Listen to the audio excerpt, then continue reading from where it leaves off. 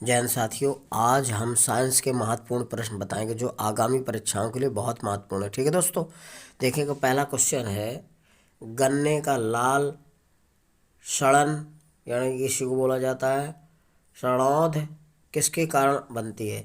यानी कि गन्ने का में जो लाल सड़न रोग लगता है वो किसके कारण होता है। तो कोलेटोट्राइकम फैलकेटम से होता है, ध्यान रखना, पहला विकल्प सही हो जाएगा। अगला है, पौधे का आर्द्र पतन रोग किसके कारण होता है। पौधे का आर्द्र पतन रोग किसके कारण होता है। तो ये होता है दोस्तों पिथियम डिबेरिनम, ध्यान रखना, पिथियम डिबेरिनियम, पहला विकल्प सही हो जाएगा। अगला है, करनाल बंट एक बीमारी है।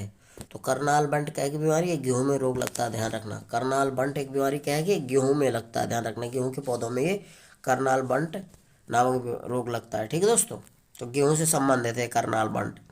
अगला है, पौधों में वाइट बंड रोग किसकी कमी से होता है। तो दोस्तों ये जिंक की कमी से होता है। पौधों में वाइट बंड रोग किसकी कमी से होता है, जिंक से। पौधों में अक्सर पूछा जाता है वाइट बंड रोग किसकी कमी से होता है, तो जिंक से। अगला है, धान का खैरा रोग किस तत्व की कमी से होता है।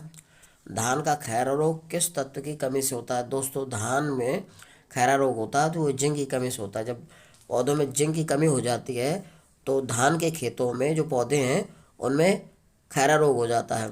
तो खैरा रोग किससे संबंधित है पूछा जाता है, तो धान से संबंधित है। और किसकी कमी से खैरा रोग होता है, तो जिंक की कमी हो जाती है, जिंक पोषक तत्व की, तब धानों के फसलों में खैरा रोग होता है। ठीक है दोस्तों,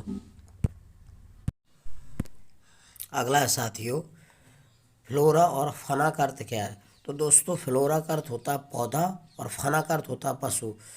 तो पौधे और पशु इसका अर्थ हो जाएगा, डी विकल्प से हो जाएगा।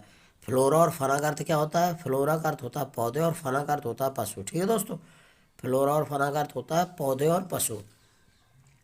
अगला है, निम्नलिखित में से कौन कृत्रिम पारिस्थितिक तंत्र है।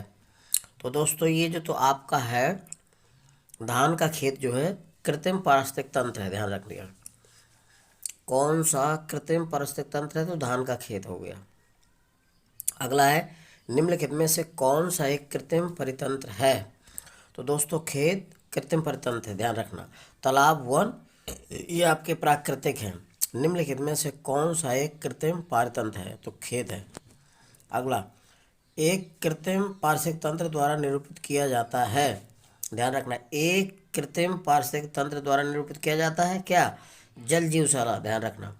एक कृत्रिम पारिस्थितिक तंत्र द्वारा निरूपित किया जाता है जल जीवशाला द्वारा, यानी जल जीवशाला द्वारा, ध्यान रखना। ठीक है दोस्तों,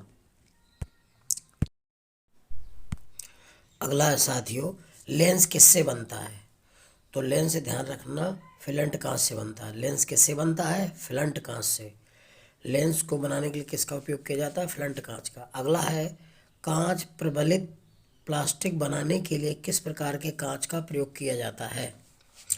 तो दोस्तों ध्यान रखिएगा, कांच प्रबलित प्लास्टिक बनाने किस प्रकार का, रेसा कांच का। अगला है, पायरेक्स कांच के अधिक सामर्थ्य के लिए निम्न में से कौन सा उत्तरदायी है। तो पोटेशियम कार्बोनेट होता है। अगला है, चश्मे बनाने में किस कांच का प्रयोग किया जाता है। तो ये क्रुक्स कांच का किया जाता है। ठीक है दोस्तों, अगला है साथियों, नाखून पॉलिश परिमार्जन में क्या रहता है।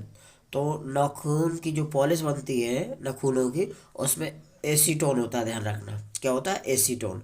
एसीटोन डालकर पॉलिश बनाई जाती है नाखूनों वाली, ध्यान रखिएगा। ठीक है, तो पहला विकल्प सही हो जाएगा। अगला है, प्रयोगशाला में संश्लेषित किया गया प्रथम कार्बनिक यौगिक कौन सा है।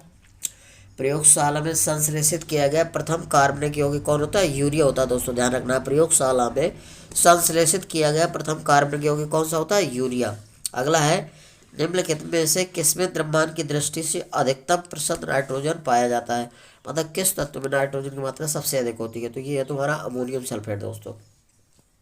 ठीक है, अमोनियम सल्फेट में होती है नाइट्रोजन की प्रतिशत मात्रा। ठीक है दोस्तों, अगला है, यूरिया में नाइट्रोजन की प्रतिशत मात्रा कितनी होती है। तो यूरिया में नाइट्रोजन की प्रतिशत मात्रा 46% होती है, ध्यान रखना। यूरिया में नाइट्रोजन की प्रतिशत मात्रा कितनी होती है, 46%। यूरिया में नाइट्रोजन की प्रतिशत मात्रा कितनी होती है? 46%। सी विकल्प सही हो जाएगा। अगला, यूरिया का रासायनिक सूत्र क्या होता है? तो यूरिया का रासायनिक सूत्र होता है दोस्तों NH2CO NH2।